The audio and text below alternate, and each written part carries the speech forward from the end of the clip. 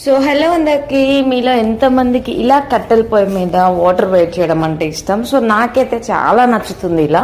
So winter season కదా, ఇలా వేడి వేడిగా పొయ్యి దగ్గర కూర్చుంటే చాలా బాగుంటుంది.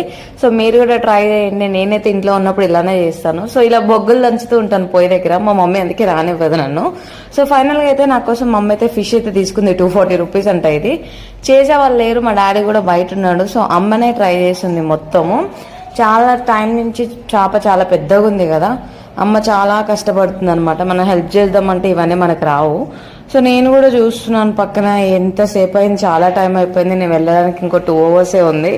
అమ్మ ఫాస్ట్గా నేను వెళ్ళిపోతానేమో అని తొందరగా చేసేస్తుంది. నేను పక్కన నుంచి చూస్తున్నాను ఎలా చేస్తుంది ఏంటి అనేసి. సో ఫైనల్గా అయితే కర్రీ అయితే చేసేసింది. ఫ్రై చేసుకొని తిందాం అనుకున్నా కానీ నాకు అంత టైం లేకుండే. సో ఫైనల్గా అయితే నాకు ఒక 2 pieces అయితే అమ్మేసేసింది. సో నేను తిన్నాక చెప్తాను ఇది ఎలా ఉందో.